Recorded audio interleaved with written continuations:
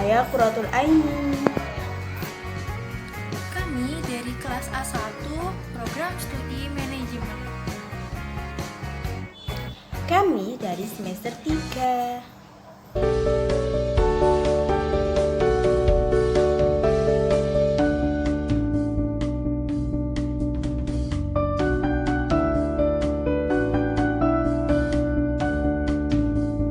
Implementasi kebijakan fiskal dan moneter Dalam perdagangan internasional di Indonesia.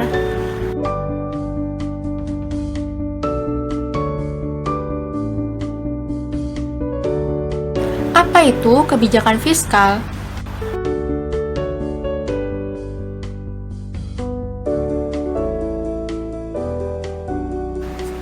Kebijakan fiskal merujuk pada kebijakan yang dibuat pemerintah untuk mengarahkan ekonomi suatu negara melalui pengeluaran dan pendapatan pemerintah.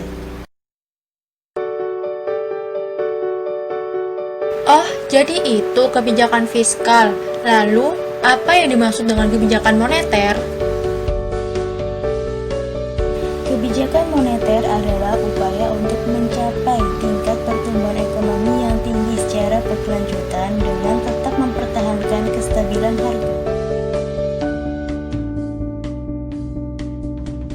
Oh, jadi begitu. Oke, terima kasih. Kebijakan fiskal merupakan salah satu kebijakan yang direncanakan suatu negara untuk mengelola serta mengarahkan perekonomian ke kondisi yang lebih kondusif. Cara yang ditonjolkan dari kebijakan ekonomi ini adalah dengan mengubah maupun memperbarui pengolahan pendapatan dan pengeluaran negara. Inti dari kebijakan fiskal adalah sebagai upaya pengelolaan dana yang diterima dari pajak untuk memenuhi keperluan masyarakat dalam skala yang lebih luas. Dengan begitu, tujuan dari strategi ini dapat tercapai sesuai dengan harapan. Komponen kebijakan fiskal ada 4. 1. Kebijakan perpajakan merupakan salah satu kebijakan yang diberlakukan dalam penentuan fiskal policy. Pajak merupakan salah satu sumber pendapatan pemerintah yang terbesar baik dari pajak langsung maupun pajak tidak langsung. Penetapan kebijakan ini bertujuan menjaga pajak progresif melalui keputusan pemberlakuan pajak.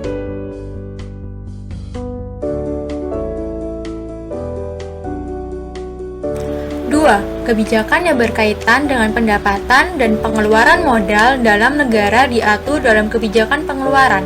Pengeluaran modal dilakukan untuk berbagai bidang seperti pendidikan, kesehatan, dan sebagainya, serta membayar kewajiban negara beserta bunga internal maupun eksternalnya.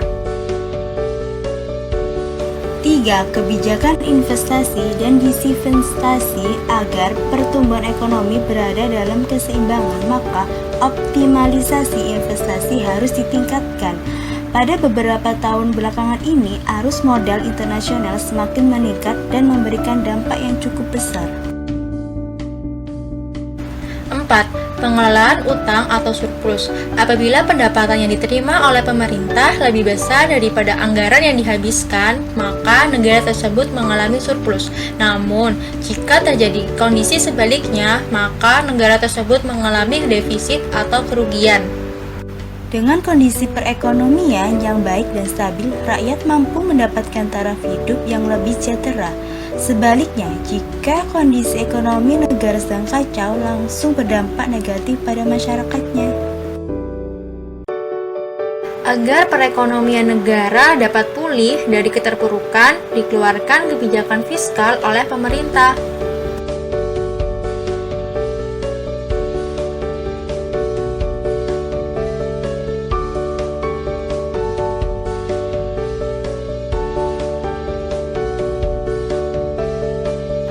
Satu, dapat menumbuhkan kondisi ekonomi yang lebih baik. 2. Pengalokasian sumber daya yang lebih efektif dan tepat sasaran.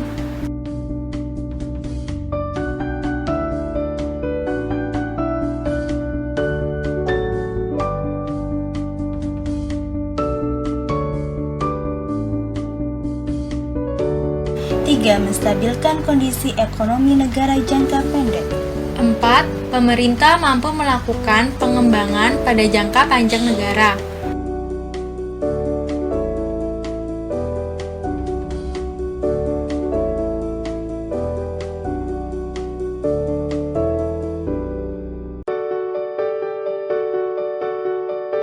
5. Mengurangi jumlah pengangguran. 6. Menekan pengeluaran negara. Kebijakan fiskal yang diterapkan oleh pemerintah akan ditentukan berdasarkan kondisi ekonomi dan tingkat kebutuhannya. Melalui dua tolak ukur tersebut, maka terdapat dua jenis penerapan kebijakan fiskal, yakni ekspansif dan kontraktif. Ekspansif adalah kebijakan jenis ini biasa diterapkan saat negara mengalami resesi atau deflasi yang cukup serius untuk merangsang kembali pertumbuhan ekonomi. Melalui kebijakan ini, pemerintah akan melakukan penurunan pajak atau membelanjakan uang dengan jumlah besar atau bisa keduanya. Tujuan dilakukan kebijakan ini adalah untuk membuat konsumen memegang lebih banyak uang.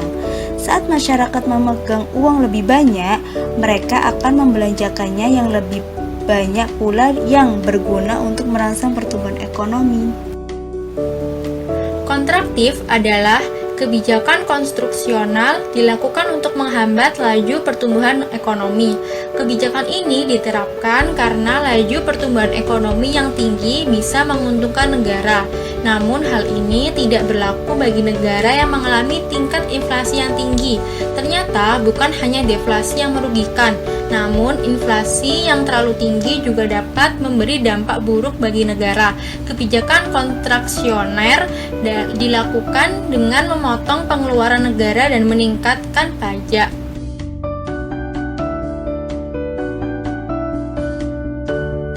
Contoh kebijakan fiskal yang pernah diterapkan pemerintahan Indonesia.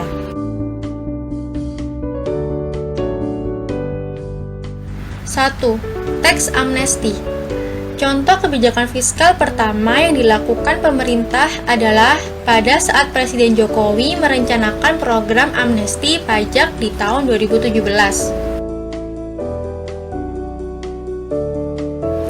2. Subsidi bahan bakar minyak. Pengurangan jumlah subsidi BBM yang seringkali dilakukan oleh pemerintah belakangan terakhir seperti meski harga jual bahan bakar menjadi lebih mahal dan tidak stabil, pemerintahan mampu mengalokasikan dana yang dimiliki untuk kebutuhan lain yang lebih penting. Kebijakan moneter adalah upaya untuk mencapai tingkat pertumbuhan ekonomi yang tinggi secara berkelanjutan dengan tetap mempertahankan kestabilan harga. Kebijakan moneter dilakukan antara lain dengan salah satu, namun tidak terbatas pada instrumen sebagai berikut, yaitu suku bunga, giro wajib minimum, intervensi di pasar valuta asing, dan sebagai tempat terakhir bagi bank-bank untuk meminjam uang apabila mengalami kesulitan likuiditas.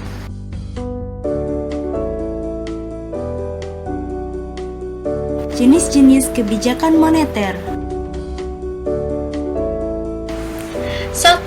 Kebijakan moneter ekspansif atau monetary expansive policy adalah suatu kebijakan dalam rangka menambah jumlah uang yang beredar. Kebijakan ini dilakukan untuk mengatasi pengangguran dan meningkatkan daya beli masyarakat atau permintaan masyarakat pada saat perekonomian mengalami resesi atau depresi.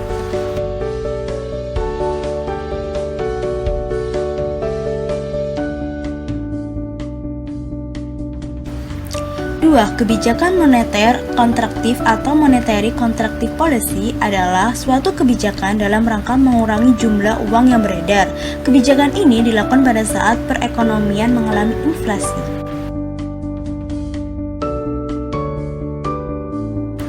3. Operasi pasar terbuka atau open market operation adalah cara mengendalikan uang yang beredar dengan menjual atau membeli surat berharga pemerintah atau government securities.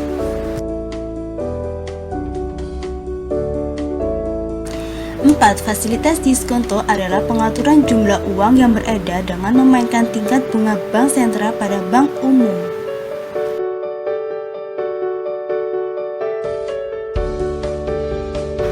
Fungsi kebijakan moneter.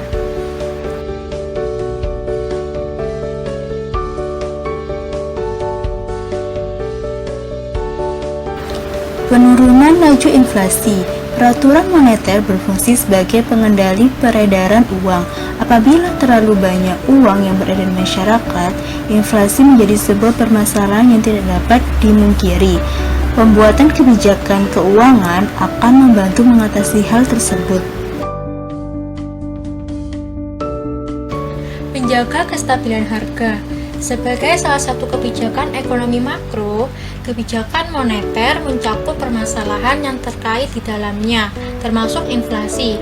Keberadaan fenomena inflasi menyebabkan kenaikan harga barang dan jasa secara signifikan dalam kurun waktu singkat. Maka dari itu, dibutuhkan peraturan moneter yang mampu menjaga kestabilan harga jual beli.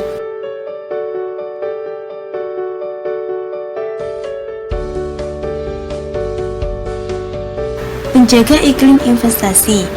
Penanaman modal alias investor akan melihat-lihat beberapa faktor penting seperti tingkat suku bunga. Adanya kebijakan keuangan membuat suku bunga dapat dikontrol dengan baik.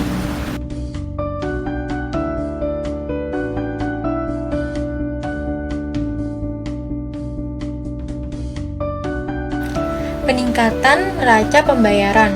Transaksi ekonomi internasional yang dilakukan oleh penduduk dalam negeri dengan penduduk luar negeri dicatat dalam neraca pembayaran. Neraca pembayaran merupakan suatu catatan statistik yang berisi ringkasan arus keluar dan masuknya produk selama periode tertentu. Supaya neraca pembayaran tetap stabil, peraturan moneter dan fiskal yang tepat dibutuhkan untuk mengendalikannya. Stabil nilai tukar mata uang. Masing-masing negara memiliki mata uang yang berbeda, sehingga diperlukan nilai tukar atau exchange rate sebagai alat ukurnya. Exchange rate akan berhubungan erat dengan peraturan moneter. Pasalnya, ketika nilai tukar mata uang nasional melemah, daya beli masyarakat pun ikut menurun. Selain itu, exchange rate yang melemah juga membuat suku bunga meningkat secara drastis dan membuat harga barang-barang impor naik. Keberadaan kebijakan moneter akan menjadi penstabilnya.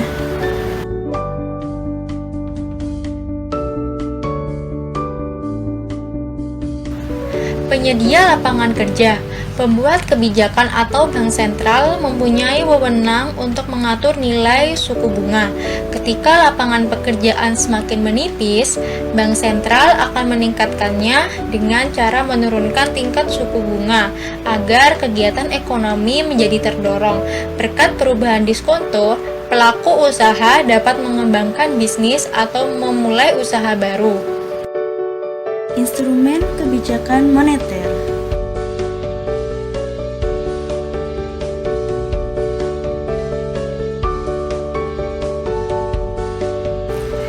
Instrumen langsung merupakan instrumen pengendalian moneter yang dapat secara langsung mempengaruhi sasaran operasional yang diinginkan oleh bank sentral.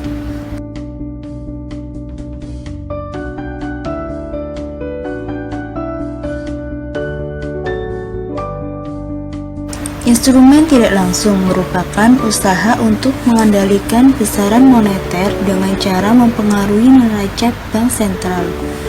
Cara ini disebut tidak langsung karena bank sentral mencapai sasaran kebijakan dengan mempengaruhi kondisi pasar uang melalui salah satu fungsinya.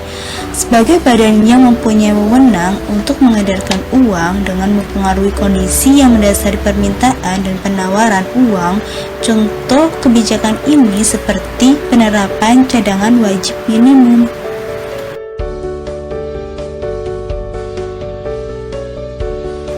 Contoh penerapan moneter.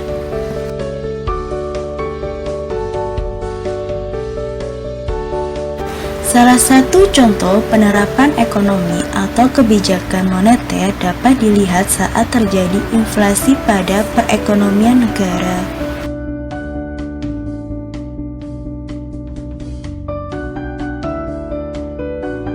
Pemerintah dalam hal bank sentral akan meningkatkan cadangan kas untuk mengurangi peredaran uang di masyarakat.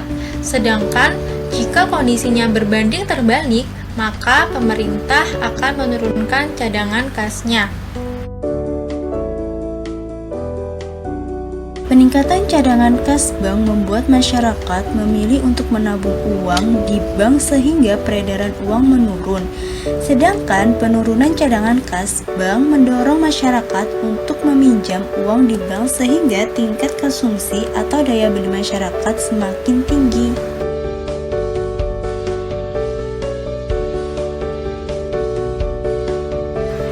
Instrumen yang utama dalam kebijakan moneter adalah kebijakan suku bunga dan jumlah uang beredar, sedangkan instrumen yang utama dalam kebijakan fiskal adalah pengenaan pajak dan subsidi. Kebijakan fiskal yang dilaksanakan pemerintah tertuang dalam Anggaran Pendapatan Belanja Negara atau APBN yang disusun setiap tahun. Kebijakan fiskal dan moneter terhadap perdagangan internasional. Hah? Perdagangan internasional? Iya, perdagangan internasional. Kamu baru tahu ya? Gak asing sih. Jadi, perdagangan internasional itu perdagangan yang dilakukan oleh penduduk suatu negara dengan penduduk negara lain atas dasar kesepakatan bersama. Dalam buku Perdagangan Internasional 2018 karya Wahono Dipayana, perdagangan dapat didefinisikan sebagai pertukaran barang dan jasa atau uang yang saling menguntungkan atau memberikan manfaat yang didasarkan atas kehendak sukarela dari masing-masing pihak. Sementara perdagangan internasional dapat didefinisikan sebagai transaksi bisnis antara pihak-pihak lebih dari satu negara. Perdagangan internasional menjadi hal yang penting bagi tiap negara, apalagi saat ini dalam era perdagangan bebas dan globalisasi ekonomi, di mana ditandai dengan liberalisasi perdagangan dan investasi kemajuan yang sangat pesat di bidang komunikasi, informasi, dan transportasi. Ketergantungan antara satu negara dengan negara lain semakin meningkat, maka hubungan ekonomi baik secara bilateral, regional, ataupun internasional menjadi sangat penting, sehingga itu didasari bagi tiap negara untuk melaksanakan perdagangan internasional untuk memenuhi kebutuhan. Tujuan perdagangan internasional adalah untuk memperoleh keuntungan dari kegiatan tersebut. Perdagangan internasional diwujudkan melalui ekspor dan impor. Kegiatan ekspor dan impor akan memperluas lapangan kerja, bahkan menghasilkan devisa negara, dan keuntungan lainnya di bidang politik, pertahanan, dan sosial budaya. Dalam kaitannya dengan perdagangan internasional, pajak perdagangan internasional terutama kebijakan tarif bea masuk dan bea keluar meningkat seiring dengan meningkatnya nilai impor atau ekspor perdagangan. Proporsi penerimaan bea masuk terhadap penerimaan perpajakan mengalami tren penurunan, sedangkan bea keluar mengalami sedikit peningkatan ketika pemerintah berorientasi mengembangkan industri pengolah bahan sumber daya alam.